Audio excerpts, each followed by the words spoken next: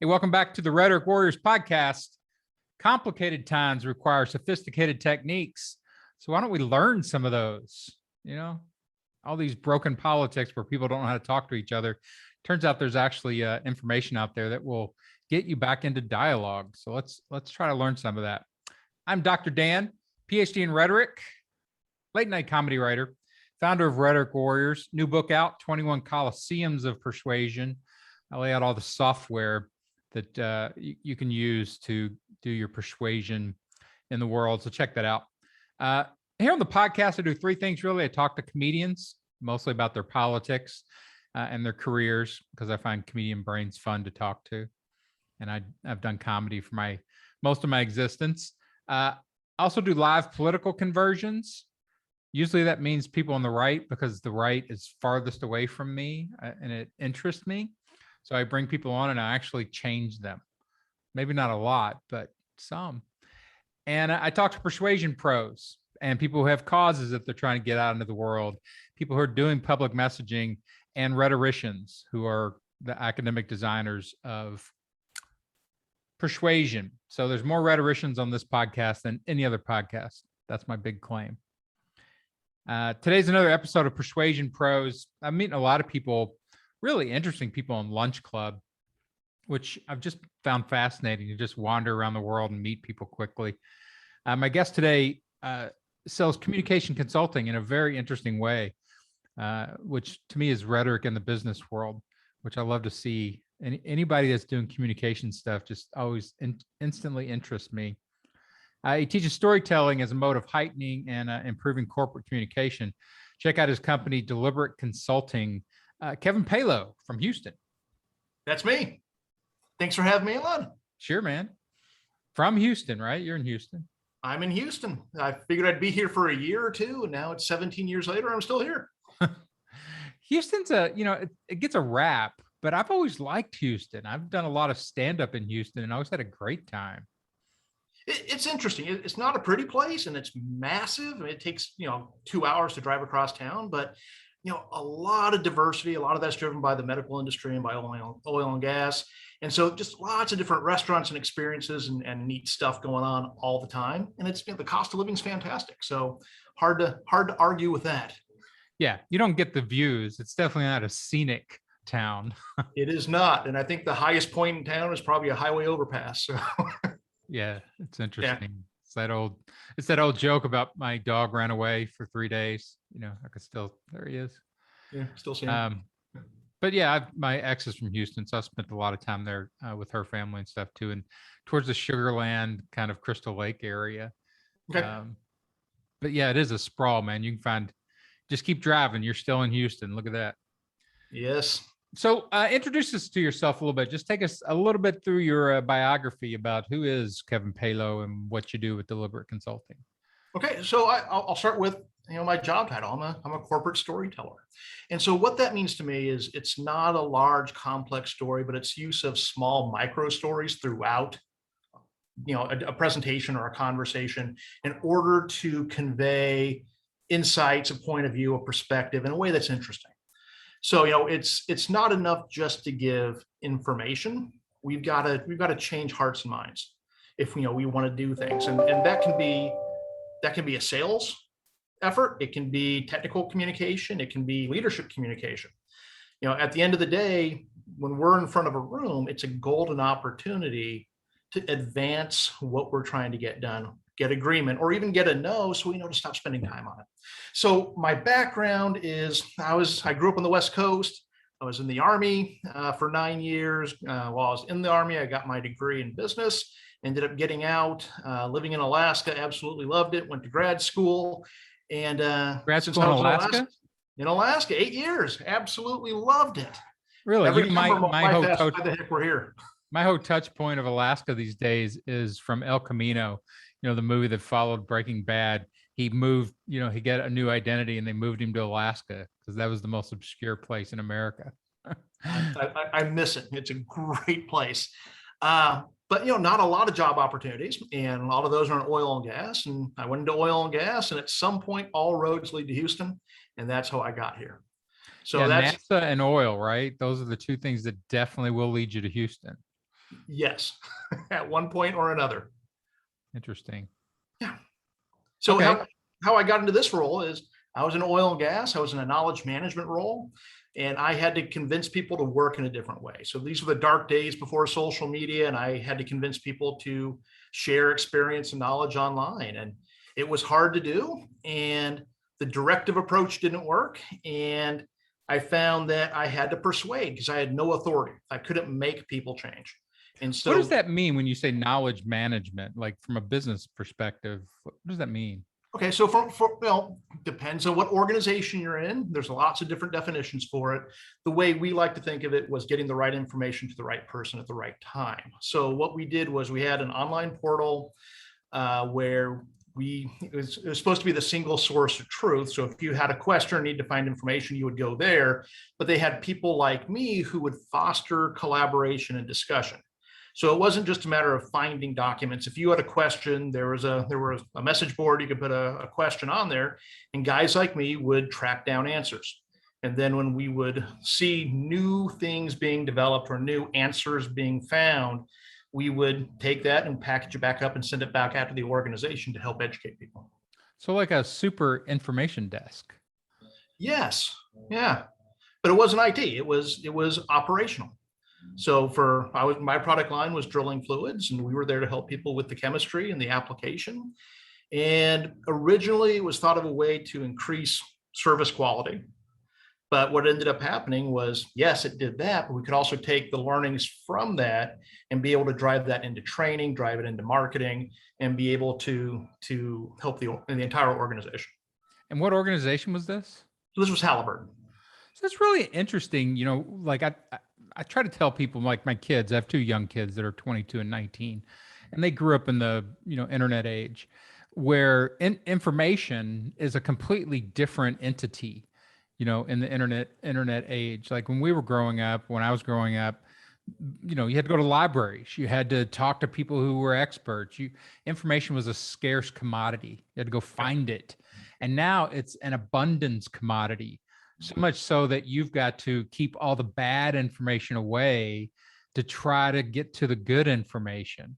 And it's really fascinating. Like if you're working in that before, like the digitization of information, that's that step before, like, companies collecting and harvesting that valuable information they're constantly creating, but which either just goes out into the ether and never gets shared, or it just bundles up and nobody knows how to get through it. Well, and so much of it's tacit, right? It's inside of people's heads. It's not documented. It's not in any repository you can find because things are moving and changing so fast, right? And so you're right. I mean, this was 15 years ago or so, and it was kind of that flipping point, or that tipping point rather, that took us from finding it hard to get information and it being too much. And so that it was a really interesting time because we were looking at it. And originally when we started, the problem was getting the older generation, the guys who are getting ready to retire, to share their information because it was their knowledge and experience that made them valuable. Yeah. And if you shared it, why do you need to keep me? Right. That was kind of the attitude we had. As things shifted and people were sharing more and more, what I found interesting was that the fear was that there'd be too much information, wrong answers being shared by people. And what we found is that by having a community looking at questions and seeing the answers and being able to pipe in, people gave a lot of, let's say, less than optimal responses. But as a community, they could go in and weed out the ones that were wrong and really identify the ones that had the highest potential. So kind of crowd criticism. Yes. Crowd evaluation. Yeah. Well, yeah. I call it crowd validation, but yeah.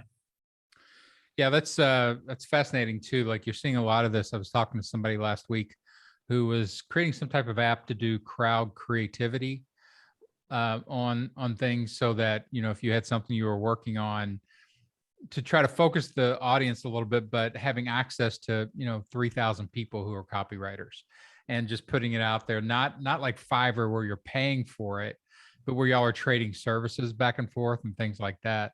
Yep. So that instead of that one point of talent, now suddenly, you have 3,000 people, and you're probably going to get something useful if if everybody, will jump in and develop stuff for you. Well, particularly when people start building on each other's ideas and taking them on different unexpected tangents, right? That, just creativity is unleashed. Yeah, it's super fascinating. So like this knowledge that we're talking about and information, I find I work across these worlds a lot in business, where the big challenge, first of all, in business is information management, because it is so much. Everybody has so many opinions. Everybody has so many things they want in a message. And then it's creative. Like once you make those choices about, okay, we want these 10 things in the message, then how do you turn those 10 things into great messaging? And so it's a dual challenge, information challenges, communication challenges. If you don't do the information, good luck getting the communication people to do good work. Well, you're putting lipstick on a pig, right? You can craft a beautiful slide deck, but if it's not talking about the right things, what have you accomplished? If nothing else, you're just creating distraction.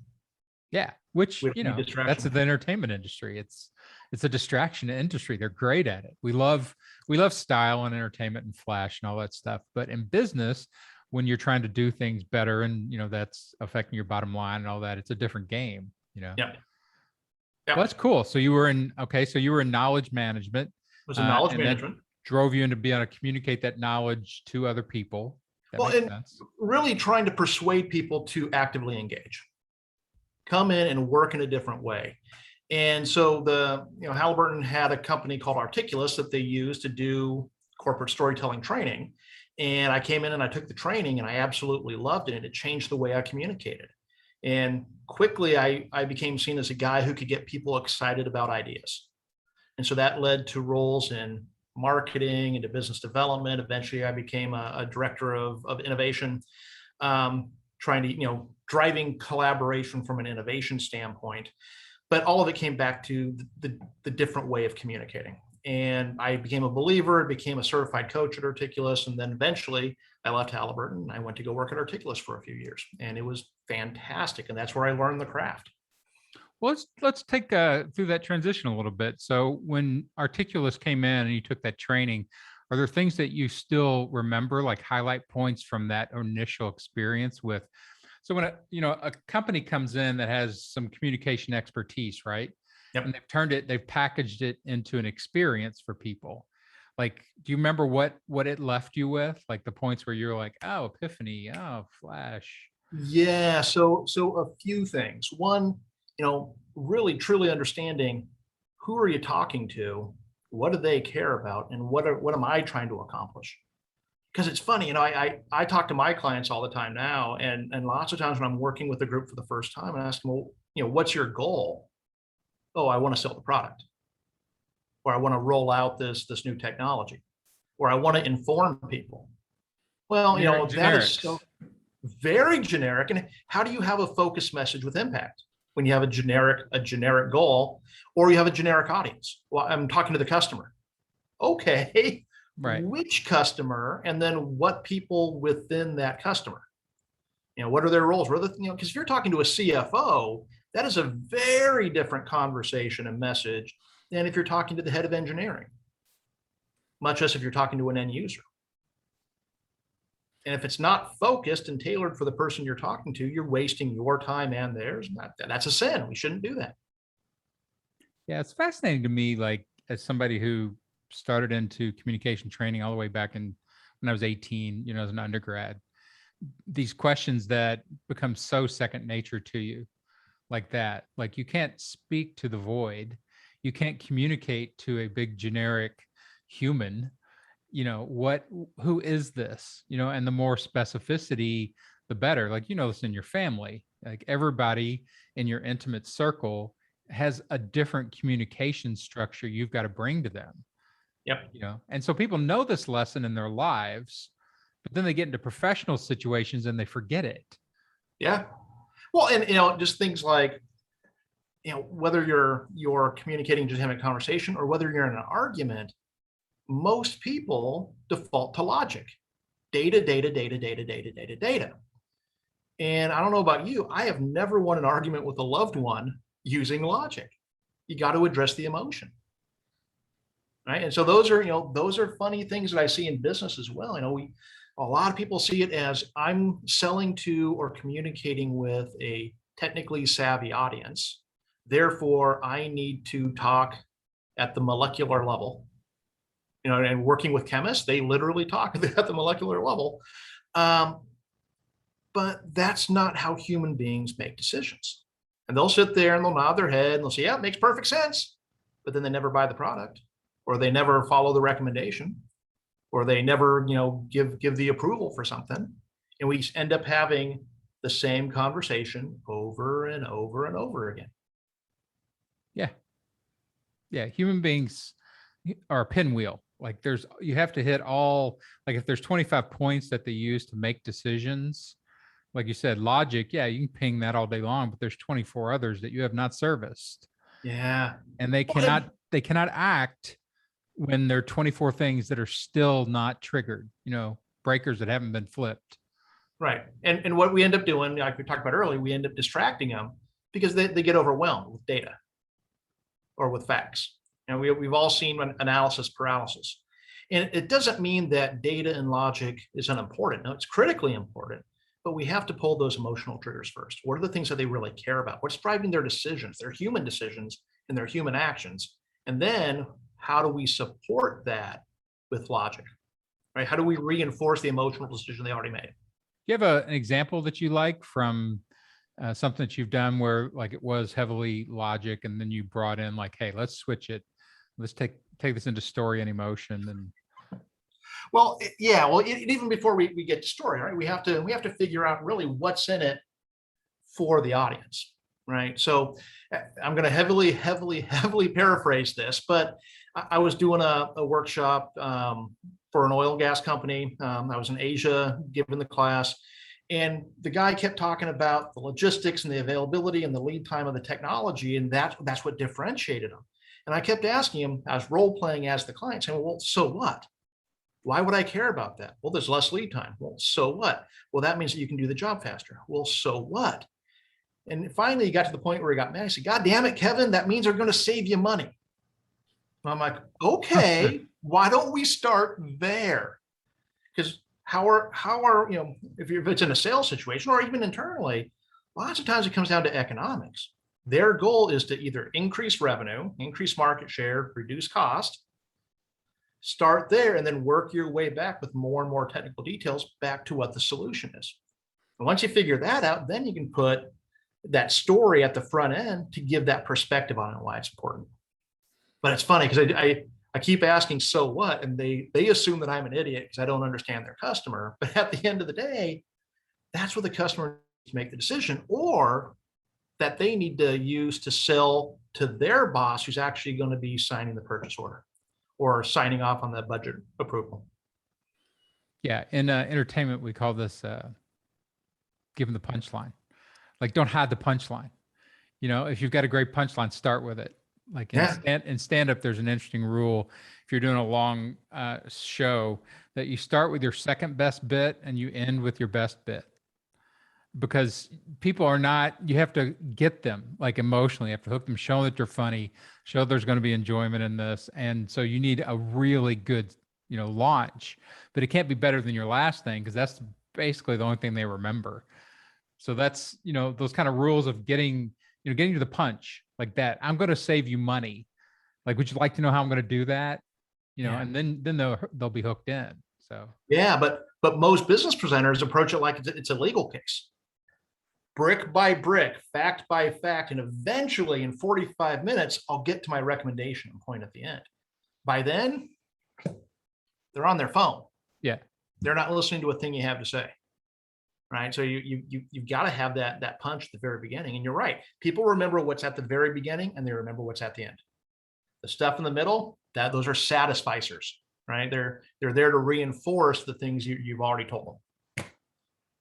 So tell me what you, so you were at Articulus and what was your job there? Were you? I was a corporate storyteller. So I went out and I taught the class or I consulted. So on the training side, how did they create their product? Like, where did they get their information that formed Articulus? So the founder was a geologist by training, and he was in oil and gas, and eventually moved into a sales role and then a software sales role company. And he he discovered that he would go out and do product demos for software, and customers would just either glaze over and sometimes even fall asleep during the demos, and he knew there had to be a better way. So he started reading a lot of books, watching a lot of really persuasive presenters, and try to start backwards engineering. How do they actually do this? Makes And sense. so there's some great processes that are out there. I mean, none of the stuff that they came up with is unique, but they were able to put together into a process that people can follow. And that's one of the challenges that I've seen with other training, is that, or in books in particular, they give tips and tricks. Here's a tip you can use, but it's hard to apply it. How do you synthesize all those different tips and use it on an ongoing basis every time you have to persuade? And so, Articulus came up with a process to do that. And what I really like about the process is it not only helps you know what to put into a message, but if it doesn't belong in the message, it also informs you on what to keep out. And that's another problem I see with a lot of commercial messages, is that the presenter tries to cram too much information in. Right. Because when they put their presentation together, they're not looking at a single client and a single person. They're looking at the entire sales cycle across multiple companies, and they try to answer every question that the client might have. They're trying to educate. But at the end of the day, we're not there to educate. Yes, educating and informing is important, but we have to educate and inform enough to get to the next step in the decision process, not to try to preempt the next 16 meetings or the next 5 meetings we're going to have. Let's just get to the next meeting. Let's give what the audience needs to make that decision, yes or no, to get to that next step. And by doing that, what that means is that it enables you to free up time to talk about the important things in depth, versus trying to scream through 101 little things, 95 of which aren't going to move the needle. Right. Well, it's that valuation of information, right? It's understanding that, yeah, you could talk about thousands of things. Almost everybody has that kind of expertise on multiple areas, that they bring, and they could talk about that, but you need to talk about the most important 3, to get people, like even on your website, when I was looking through it, like you had the 3 things about, I think, exciting, amazing, persuasive, and deliberate. Yep. And if you can stamp 3 words into people's brains, you've done a lot. Yeah, people can remember 3 things, right? And that's important. And when we give too much, again, it just overwhelms. They can't remember that many steps. So, okay, so you're Articulus, you did that. Now you're out on your own. Let's get to what you're doing now. So how did that morph over into storytelling? Okay, so there was a gap there. So Articulus was great. All my clients were oil and gas. When oil and gas collapsed in 2015 and you're 100% commission, life sucks. So left and went back to the corporate world for a year, but really missed doing the training and the consulting around messaging and storytelling. So I started my own company, Deliberate, and ended up licensing the content from Articulus. But at the end of the day, it's going out and either teaching people a repeatable process to make sure they're getting the right ingredients in their message for a specific client to attain a specific goal, or it's consulting to go out and help them build that particular message. So which you like, I'm sure, like they both, I know, like in my experience, like consulting is interesting and training is interesting. And then going in and actually doing the builds, are interesting too in their own way. They're a little maddening when you're working with people, who have to make, I tell people sometimes, I lay out before I get started on a creative project. I'm like, I'm just going to just show you how many decisions are going to have to be made within this message. Like all the creative decisions, all the information decisions, there are literally thousands. Do you want to be in charge of each one of those decisions? Because I don't think you do. What you want to do is set the beacons so strongly that your creatives know what the choices are going to be, because they're kind of predetermined. Because it's just a massive amount of decision work in messaging. Yeah, well, and particularly for me, it's more tactical messaging. It's a strategic approach to it, but it's to drive a specific message for a specific outcome. when I'm doing the consulting side. And typically, these are large deals that they're pursuing, or big messages they're trying to put together, and it's a team. So it's even harder for them because they've got different levels of experience, they've got different approaches, they've got different levels of maturity when it comes to understanding the client or the market. And so it's lots of ways it's hurting cats, right? It's trying to get a lot of disparate people. And then of course you've got the executive who bungees in at the last minute and doesn't understand, what the message is that's been developed by this team. And, and they want to go back to the status quo way of presenting things. So yeah, it's interesting. I find consulting exhausting, but really, really rewarding, because it's, you gotta jump in and you got to get your hands dirty. You got to ask a lot of really hard questions and get the team to really clarify, what are they trying to accomplish? What makes them different? What is it that this particular audience really cares about? And it's a lot of discussion, but once they get there, it's, their eyes open, right? It's really interesting to see that. And then the creativity flows. How do we convey that in an interesting way? How do we keep it audience focused and audience centric, right? And so those are great conversations to have. Yeah, I think the theory work is the biggest problem, I think, and I think I'm sure you've done this now that you've done this for so long. You create your own clear communication of those theory points so that people can absorb it quickly. They sign off on the theory and everybody's working on the same theory. Like even when you're saying it there, like we need to keep this interesting and audience focused. Yep. Those are theory points. And if everybody goes, okay, I understand that, audience focused, and so the language has to work for 10-year-olds or, that kind of stuff. Then you can do the creative work if you get those agreements. Well, and early on with the consulting, I struggled because my instinct was to go deeper into the theory and to do more education on it.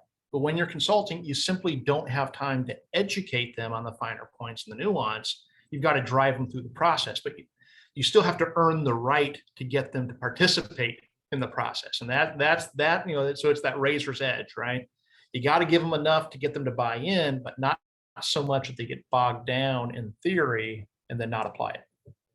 Yeah. That's so what's a point that you always want them to accept? Like, give me a couple of things that you're like, I've got to get these hooks in these minds in order to do good work based on, your approach. Yep. So getting away from information and getting to motivation, right? So, do we need, so as an example, let's say the customer put out a request for a proposal. They put their proposal together. It's a $50 million contract. They're coming in and pitching it to the client. And the client, invites them in and says, hey, you've got 4 hours or 6 hours to come and present this. And these are the things we want you to talk about. Well, that's because from the client's perspective, they're thinking about the solution. They're certainly not thinking about differentiation. They're not thinking about added value from you as the presenter. They're thinking about themselves. But then the presenting team ends up getting stuck on the details. Oh, they're asking about governance, or they're asking about health and safety. And they end up going in and trying to describe their entire governance process, or come in and describe, all the programs they have around health or around safety or around environment. And what ends up happening is there's not enough time when you've got a half-hour block on that topic to describe everything in detail. The goal is to come in and help the audience understand, we meet your needs. We can do it. Here's some examples of where we have done stellar work in this area. So it's more around giving the audience confidence around your capability and highlighting the things that you do different versus coming in and trying to describe everything you do. And the same is true for internal audiences, right? If you're going to your boss and you need budget approval to buy software or to hire a consultant or change, a process, typically it's not enough to come in and just ask for it. You've got to convince them, why is this important? And you don't need to give them all the background and all the investigation and, that you've done. Come in and give the recommendation. And what makes this recommendation different and what makes this recommendation better? Where's it worked before? Or if we don't have that information, why is this needed and why is it needed now? How are we going to accomplish this? And then, ultimately, what's it going to do for your boss? Not just for the organization, for your boss. Is this going to help them meet their KPIs? Is it going to help them get their bonus? Is it going to help them stand out amongst their peers? What are the things that are going to help them? And then narrow it down so we're only talking about those things. Yeah, it always fascinates me when I teach rhetoric to people, like beginning principles. And I'm like, well, every time I see somebody argue and get caught in an argument, I mean, it's almost always because you are not thinking about what you're offering the other person. You're trying to, bludgeon the other person with the beauty of your logic and your correctness versus what does this person need from me in order to be happy or satisfied with this conversation.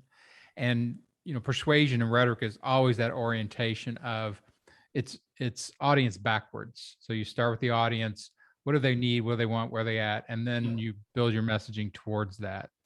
Yeah. Well, because your audience isn't just selecting the solution, they're selecting, do I want to work with this person? Do I want them leading this project? Right. And that comes down to who you are and the way you communicate. And do they have confidence in you? Are they comfortable with you? Do they want to work with you? Right. That's just as important as the technology or the solution or the price for that matter. If it wasn't, companies would only select the lowest price offering, but they don't. Yeah, it's fascinating when you incorporate this stuff into like all your communication, when it starts to seep into your relationships and your intimate life and your work life and your all these different areas, even in politics. And this is one of the things I teach people on the podcast is that politics, everybody, they do what you're talking about, where they instantly want to go to argument and logic and proving their side, and logic breaks almost instantly when two people are in different belief camps. They can't use logic to talk to each other very well because you're constantly disproving and attacking their beliefs and their knowledge and their examples and proof, and then they're doing the same thing to you and it just breaks. So I'm like, just do interpersonal stuff, like things like being friendly, complimenting somebody, listening to their stories instead of contradicting their beliefs. And it doesn't matter, it doesn't mean you stay in that position, but you've got to use that stuff in order to create the kind of dialogue flow back and forth that can actually handle something like persuasion. And so everybody wants to jump to the end. It's kind of like you're talking about, everybody wants to jump to the information versus, hey, let's take some time and make sure this person's happy with this. And even here on the podcast, like I want to make sure that people who do the podcast enjoy it. So I try to be very clear that I like doing the podcast because I'm interested in the people that I ask on, and it's authentic. Yeah. And I think that's what makes it fun.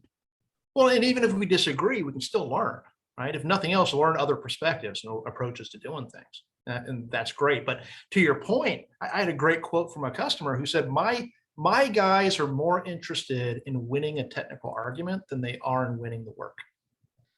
And it happens all the time. And again, I know a lot of what I'm saying is sales focused because I work with a lot of sales guys. That's fine. That's why, that's why I was interested. I work with a lot of technical folks too, right? So the chemists and the software architects and the folks who tend to get stuck on technical details. They get stuck in the weeds. Yeah. And I think, when you go across settings and situations where you've got to build your communication to function well in that situation. And I've worked with a lot of engineers. I've got engineers in my family, my extended family. And it is that sense of until you can prove to them, you can get some credibility on the tech itself, or the fact that you're open to hearing about the tech and why they believe what they do, then you're not going to do good communication with them, right? You've got to at least let them express sort of, here's where I'm at and why I believe this. You're like, great. And then go back to interpersonal, you validate that. Like, I totally see why you're saying that. And then you can move into disagreement where you're like, here's why I think that's not the right area. And they can work through that process, but it still has to be done with interpersonal communication to make it, palatable. Well, so I find this fascinating. So one of the things that I often hear from very deeply technical people is they say, I'm talking to other engineers. So I have to talk at a technical level because they're smart and they'll understand what I'm talking about. But the thing is that even if they are just technical, even more technical than you, they've got a different background and experience level, right? And I mean, if they were already the expert, why do they need to talk to you, right? And a lot of it, I think, comes down to a deep fear that if I talk at a layman level, or ability to talk to a 12-year-old, then what I'm doing is I'm dumbing it down, and I'm going to lose credibility, and I'm going to look like a filthy salesperson. And as an engineer, that's the most horrifying thing that could happen to me. Or as a PhD chemist, that's the last thing I want. I'm a serious scientist, right? But the thing is that, what I recommend is come at it from a layman's perspective, using layman's language. If the technical person needs to validate what you're saying, or if they think that, you're all flash, no substance, they will ask technical questions. And because you're a technical expert, you can dive deep and answer that. But what I don't want you to do, what I want the audience to drag you there, not for you to drag them there. Yeah, And that's a perfect way of putting it. Yeah. So like even chemists. So I had I worked with a lot of chemists when I was at Haliburton, and they would insist on talking again, literally at a molecular level, because they're talking to other chemists, but they still had fundamental misunderstanding what each other was saying. And one of the guys I worked with came to me and said, Kevin, I have to, you need to understand that inorganic chemists are full of shit.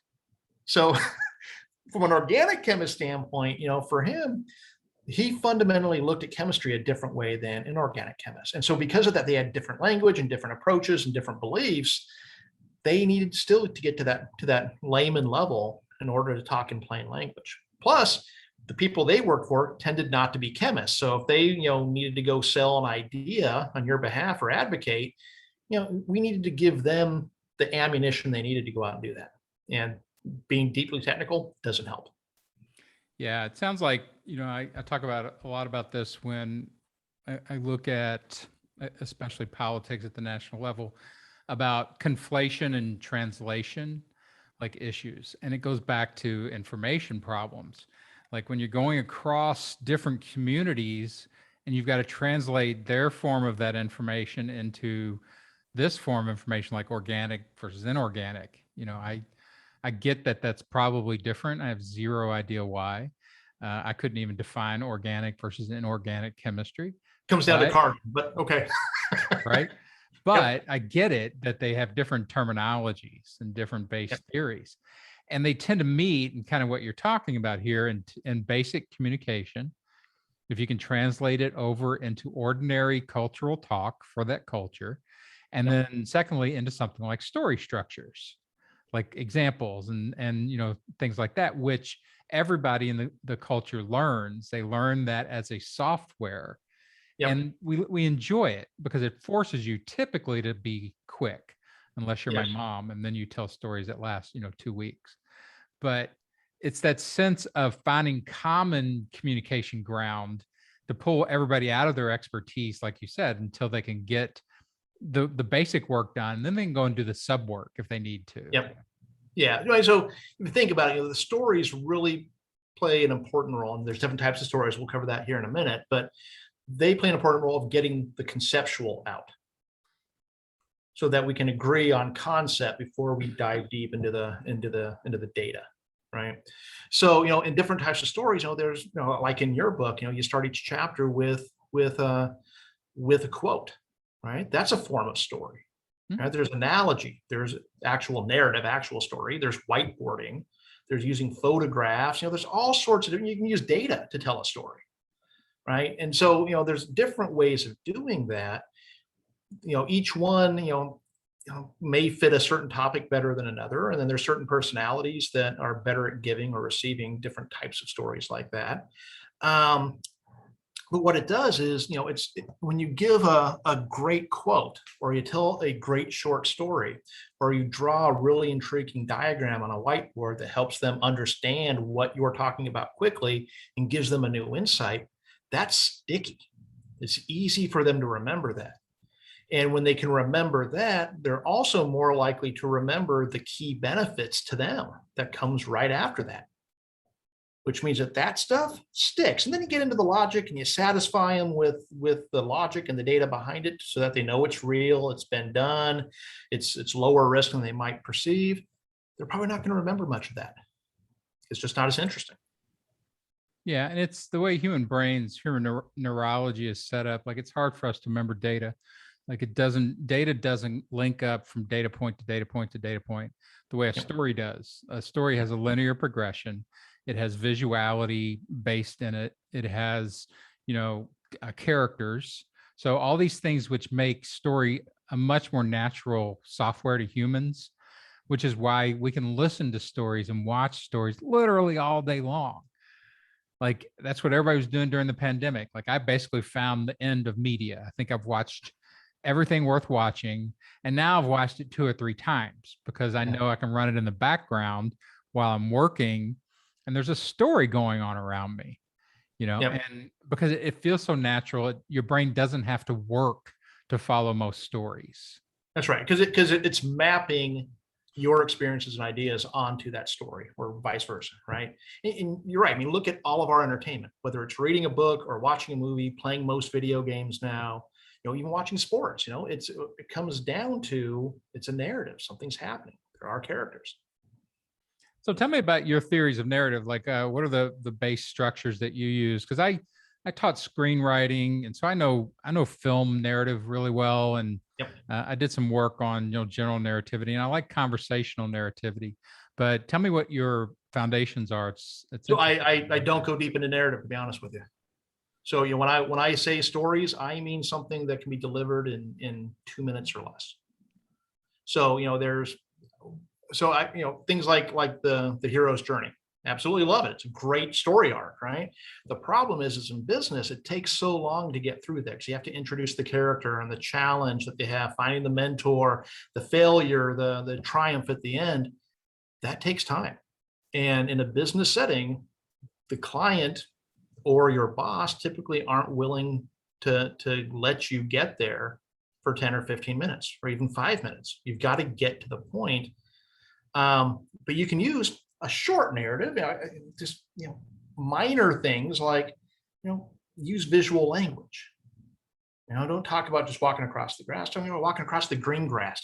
Little things like that have an impact. But it should convey a point. And no matter what story you're telling, or type of story. So again, whether it's a narrative or it's a quote or it's an analogy, before you ever even think about what type of story to tell, you have to understand. You have to first think about, how does this deliver the benefit that my audience cares about? And then what perspective am I trying to give them, or what insight am I trying to get them? How do I want them to see the world?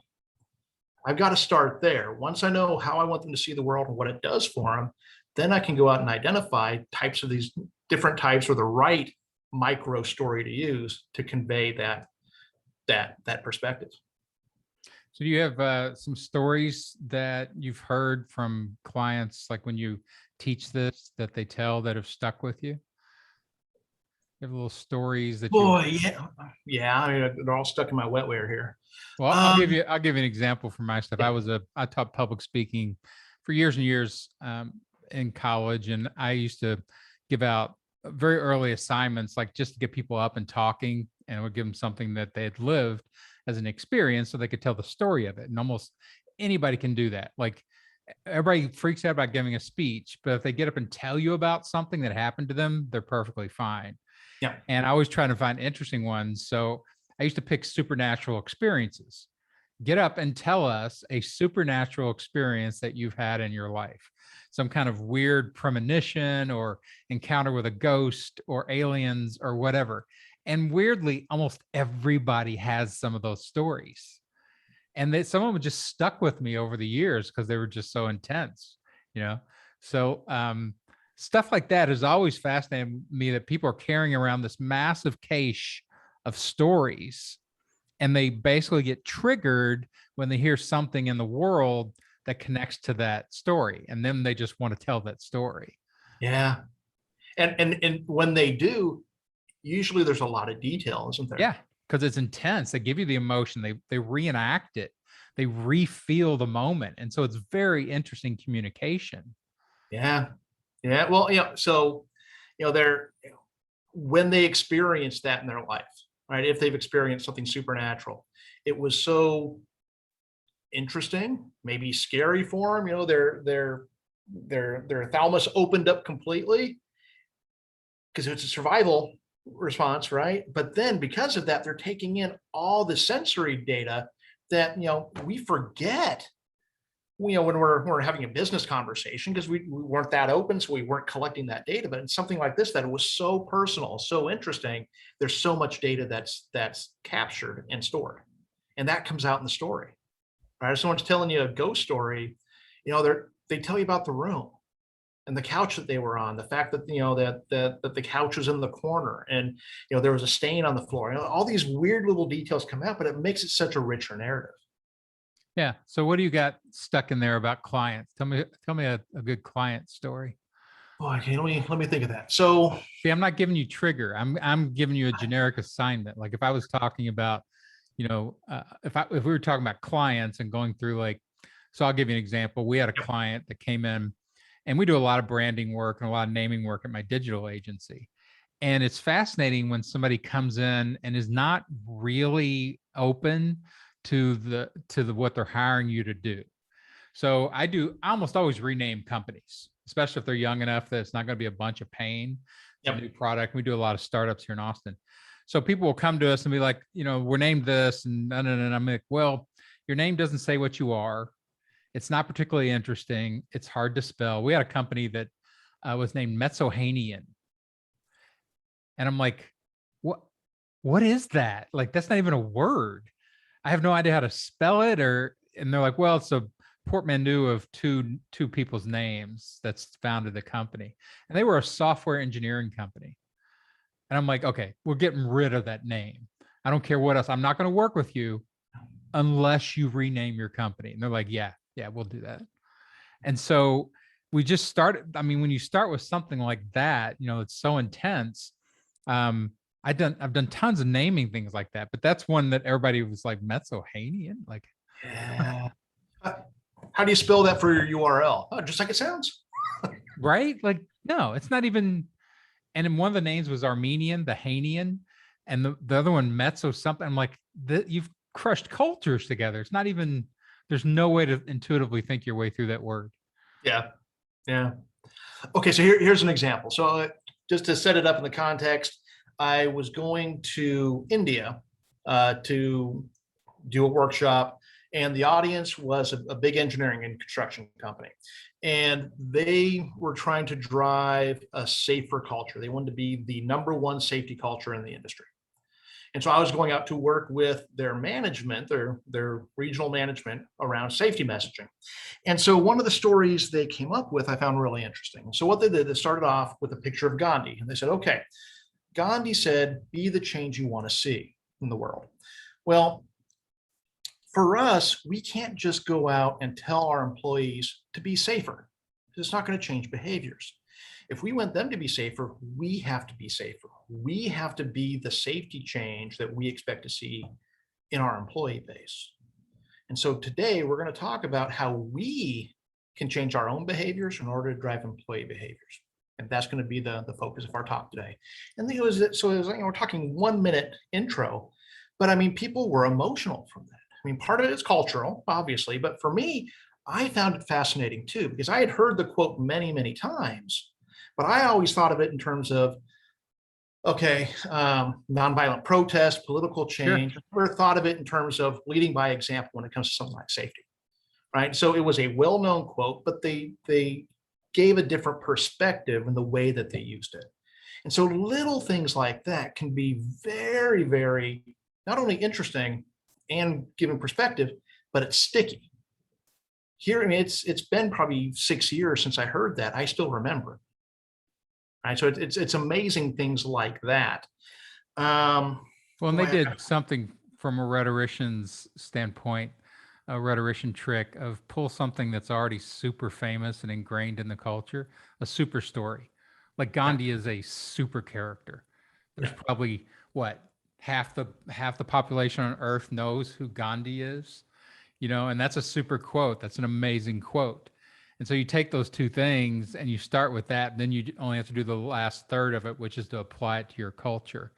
Which, as a rhetorician, you're like, yeah, they've done most of the big heavy lifting for us. Let's harvest from that and use it. And yeah, it's a great technique. yeah, yeah.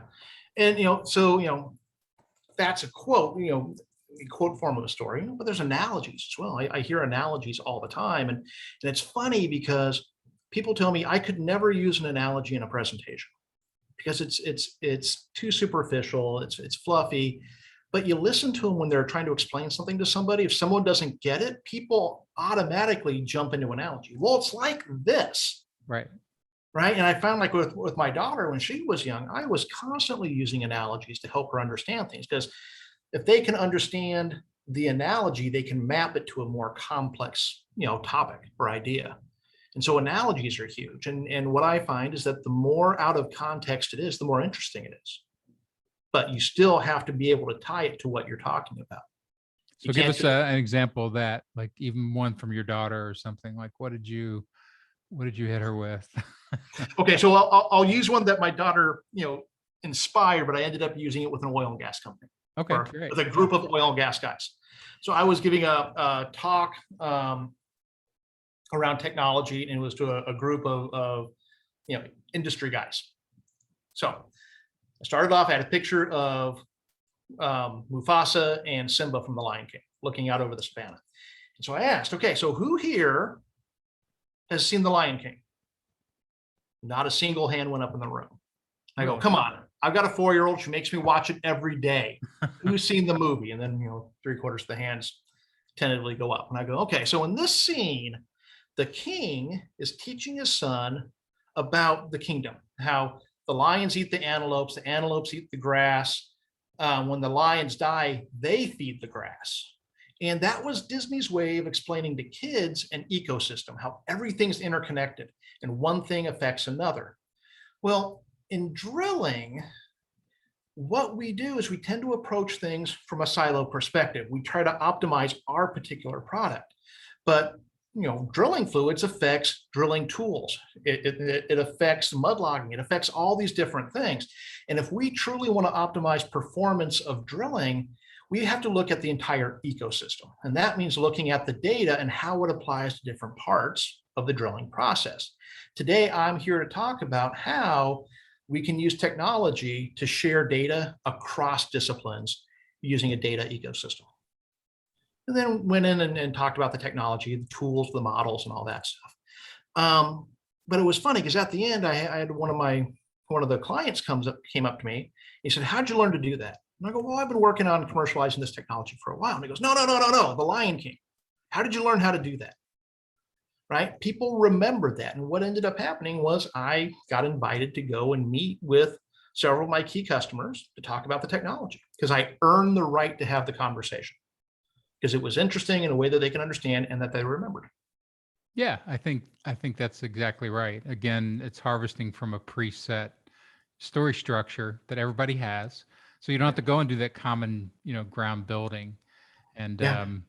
And then using it, in a very targeted way, like for corporate work like that. Yeah, that's great. And because it's unexpected, right? A bunch of guys in their 40s and 50s, talking about Disney movies. That's unexpected. Why the hell is he telling me about Disney? Now they're fully engaged and listening. Yeah. No. Yeah. Awesome. Okay, so you're going in and you're doing story. Tell me about your workshops or the seminars. How are you teaching that stuff to corporate people? So typically it's multiple days. If it's live in person, so pre-COVID, it's 3 days, and part of it is going through theory and doing exercises, but they develop an actual message while they're there. So they think about an upcoming presentation they really have, or a topic that is relevant for their job.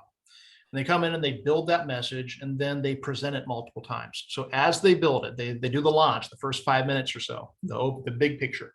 And then the second time they present, they're also adding some additional technical content. And then the third time, they've got more technical content.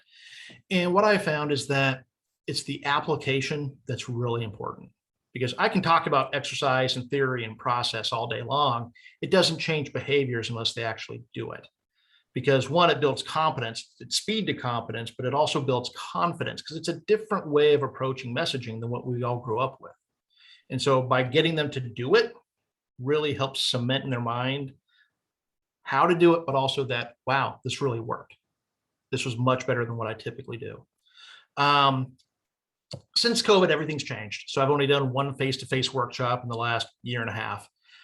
Everything had to shift to Zoom. And, it's not just a matter of taking the same training and then presenting it over Zoom. You have to optimize the content. You have to optimize the delivery for the channel. And it's a different beast. And there's ways to do that. And there's things that I do on Zoom that I don't do in a live class, and vice versa, because I'm trying to optimize it for the audience that's in that particular meeting. And so the other thing that I found is Zoom, if you do 4 hours a day of Zoom, you're at their limit. People are just exhausted. As an instructor, I'm exhausted if I'm trying to do it over Zoom for more than a few hours. So that means that rather than 3 full days in person, I do 5 half days. But we still have practice sessions. People still have to apply it, and it's been good. Actually, I've been busier during COVID than I was pre-COVID.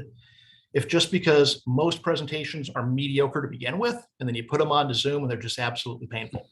Yeah. And managers came to me and said, hey, my guys aren't winning work, or my engineers keep having the same meeting over and over and over and over and over again and not making any progress. And so they recognized they had to change what they're doing. Part of that was the messaging. Part of it was adapting to virtual environments or remote environments. Yeah, it's fascinating to watch when people are forced into a new communication medium, a new modality. And at first, the things that they do to try to orient themselves about, like, well, I'll just do it the way I've always done it, that works in real life. Doesn't work. Well, then I'll try it.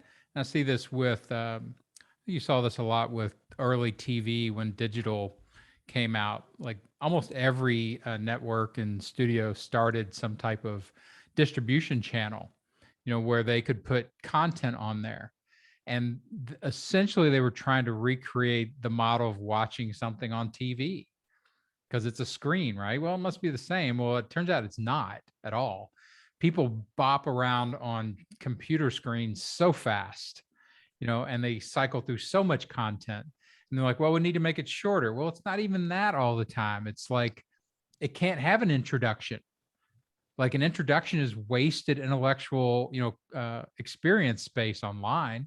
It should just get right to it, because you're given any type of boredom lets the person out, and they have control now of endless options. And so they had to learn how to cut right into the middle of happenings.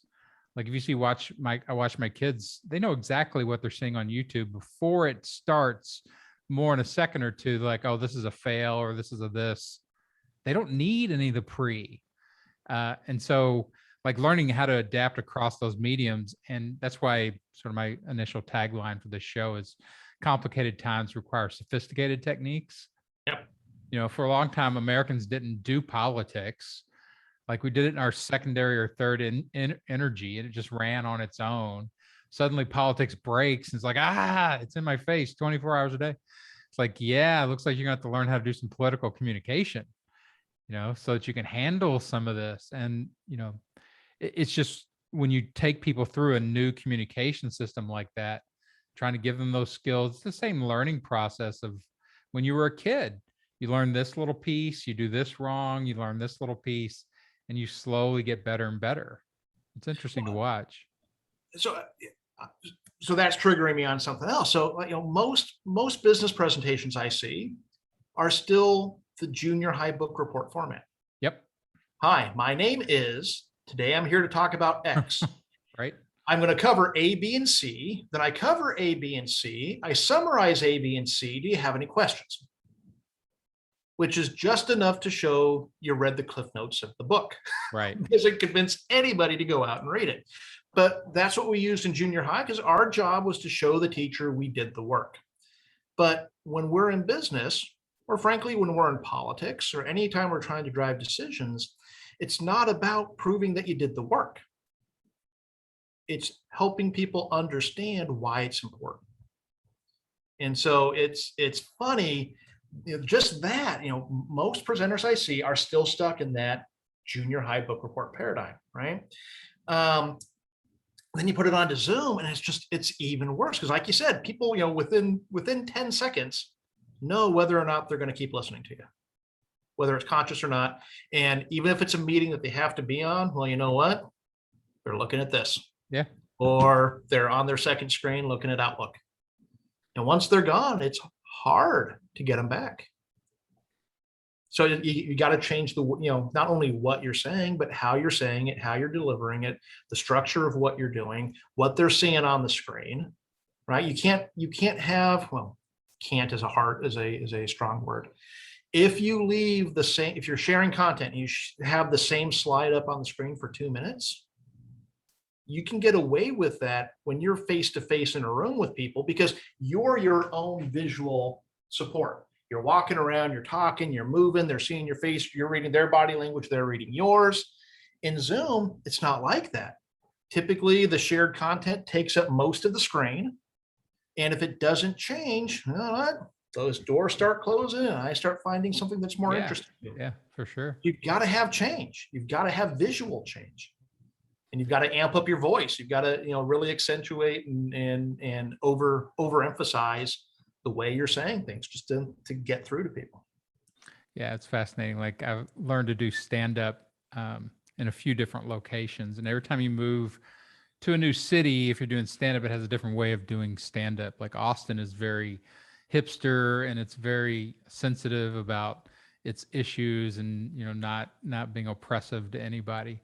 And LA is just the opposite. LA, New York, any of the big cities are just hardcore. Like they enjoy busting through taboos and stuff like that.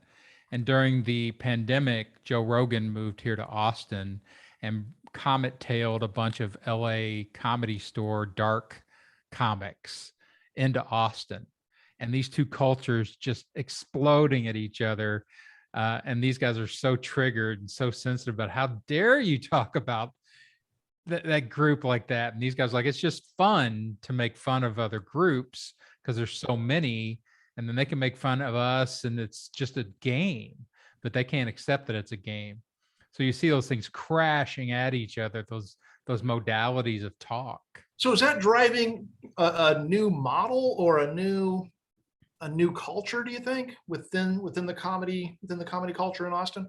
Eventually it will. Yeah. Austin is, it's been created by, like most public discourse communities, it's created by forces over time. And Austin has never really had a paid comedy scene. So it's mostly amateurs. They end up in community groups where they help each other a lot. And they do a lot of free shows at coffee shops and things like that. So they end up doing comedy for each other, really, as opposed to a paying audience. And that's just different when you're doing comedy for your buddies. And then the audience becomes secondary versus like the way I learned to do stand-up was in professional comedy clubs back in the 90s where, you're being paid. And if there was 15 seconds when people weren't laughing, you might get fired. So it was so audience centric that you never got away from that demand of the audience. These guys will go up and they'll bring notebooks and their phones and they'll be kind of wandering through stuff. And I'm like, come on. Where's the work? Yeah. No, that's interesting. But it is that adaptation that like you're talking about where most people's communication training, when I teach comedy writing and I give people an assignment or if I'm coaching somebody, they'll write an essay. They'll write a really, really boring, overwritten high school comedy essay. And I'm like, no, just talk this. Do it in oral, format and oral scripting so that it sounds like real people. And it's very hard for them to get out of it because it's the only communication training people have really had, which is that essay format. And it's horrible. Nobody talks like that. No, I agree. Same in presentations. I can't tell you how many times clients ask me to write a script for them. And I keep telling them, no, I don't want you to write a script. I want you to have essentially an outline in bullet points that takes you through a very specific flow, but I want you to come up with the words in the moment. Here's what you're going to talk about, high level, put it into real words. Because when we write overly formal, it's boring. And for most people, they're reading the script. Everyone can tell that they're reading. Awful. Yeah. It's awful. And then you get interrupted with a question. Oh my God, where am I in the script? Right. And so it becomes a disaster on so many levels. Just have the conversation. Yeah. It's fascinating to watch when you go across and I've done some trainings where I take entertainment stuff, especially the training of stand-ups. The stand-ups are so in the moment. They're so good at controlling crowds. They're so good at bringing energy and interest to a moment. But people think it's just some kind of innate, inborn magic. And I'm like, no. Stand-ups go up thousands of times on stage and they start to intuitively learn and adapt these techniques. And they're techniques that you can learn that you don't have to be funny, but these are ways that force people to stay focused on you. I mean, psychological tricks that stand-ups have developed and techniques over time that will not let you not look at them. Like if you look away at all, if a stand-up ever sees you kind of wandering during a show, they will go right at you because they can't let anybody wander even for a few seconds. So it's this intensity of presentation that you can't import all of that over into business, but you can definitely import, it to the point where it infuses presentations and uses some of that magic of stand-up. Yeah, that's cool. Yeah, because I learned how to do stand-up in biker bars in Florida. You want to be in an environment where you've got to have your chops. If you're not funny, you're in trouble. Yeah, before they start throwing stuff at you. Yeah, and it's technique. Like you learn to go up and connect with the audience and make sure they are fine with you being in power and that you're going to be funny enough for them to listen to, and then they're okay. But if you don't earn that right up front, you're just a target. Yeah. Well, so I see so many parallels with business communication there, right? So things like, inquiry and discovery, asking a lot of questions. That is critical to understanding your audience and what their real needs are, what the situation is, how you compare to your competitors or how you compare to the status quo, the way things are being done already. Critically important, but you have to earn the right to ask the questions, right? Because, for most clients, the last thing, or clients, internal audiences as well, the last thing they want is for, to set aside time for someone to come in and say, hey, so what keeps you up at night? And then I'm going to have an interrogation and ask you 3,001 questions and not convey any value to you as the audience, but it helps me understand how to better sell to you. Nobody wants that. No one wants that. But if you can come in and share an insight and help them understand what they're going to get out of not your solution, but what are they going to get out of having a conversation with you first, then you earn the right to ask the questions. Yeah. Yeah. Well, cool, man. I've kept you over an hour now.